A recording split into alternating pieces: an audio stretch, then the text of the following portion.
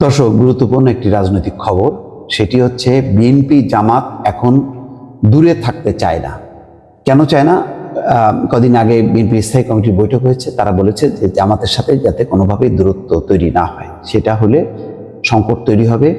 কারণ নির্বাচন, এই দাবিটা গুরুত্বপূর্ণ, এবং যদি দূরত্ব তৈরি হয় তাহলে একটা রাজনৈতিক শূন্যতা তৈরি হবে এবং অন্তর্বর্তী সরকারও কাজ করতে পারবে না, সংকটের মধ্যে পড়বে। ইতিমধ্যে সংকটে পড়েছে, ছাত্রদের নানা ইস্যু নিয়ে অন্তর্বর্তী সরকার চ্যালেঞ্জের মুখে পড়েছে, উপদেষ্টা নিয়োগ, তারপরে রাষ্ট্রপতিকে পদত্যাগ করতে হবে, তারপরে রাজনৈতিক দল নিষিদ্ধ, জাতীয় পার্টির অফিস পোড়ানো, নানা ইস্যুতে অন্তর্বর্তী সরকার কিন্তু চুপচাপ আছে। কিন্তু এই বিষয়গুলো বড় রাজনৈতিক দল যেহেতু পছন্দ করছে না, সেই কারণে অন্তর্বর্তী সরকারও কিছু বলছে না, চুপচাপ থাকছে। ইতিমধ্যে যেটি হয়েছে যে বিএনপি এবং জামাতের মধ্যে একটা টানাপোড়েন চলছে, এরকম খবর আসছে।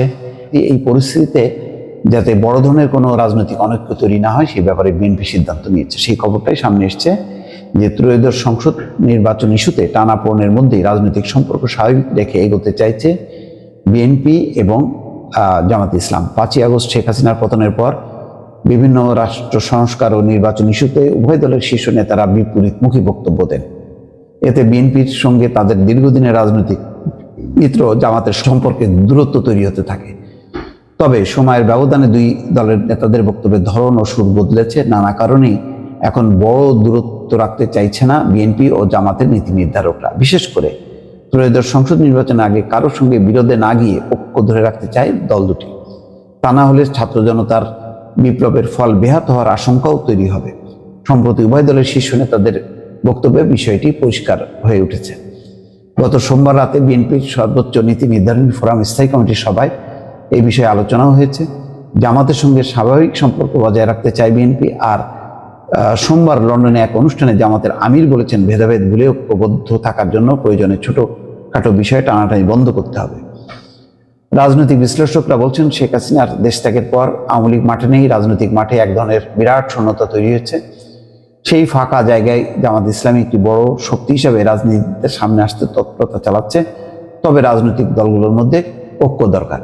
ধারণা হচ্ছে যে জামাতের আমির হয়তো তারেক রহমানের সঙ্গে লন্ডনে দেখাও করতে পারেন। ফলে দুই নেতা যদি বসেন তাহলে রাজনৈতিক ঐক্য অনেকখানি দূর হবে এবং একটি সম্মিলিতভাবে সরকারের কাছে প্রস্তাবও দেওয়া যেতে পারে যে কবে নাগাদ তারা নির্বাচন চায়। তারপরে নির্বাচনে কে কিভাবে অংশ নেবে সেটা তো পরের বিষয়, কিন্তু আপাতত নির্বাচনের আগ পর্যন্ত যাতে কোনো রকম অনৈক্য তৈরি না হয়, সেই বিষয়ে বিএনপির নীতি নির্ধারণী পর্যায়ে বৈঠক হয়েছে। এবং অনেকেই মনে করছেন যে জামাতের আমির লন্ডনে গেছেন, সেখানে তারেক রহমানের সঙ্গে বৈঠক হবার পর সেই দূরত্বটা অনেকখানি দূর হবে এবং একটা কাছাকাছি রাজনৈতিক অবস্থান নিশ্চিত হবে। দর্শক, ভালো থাকবেন। আল্লাহ হাফেজ।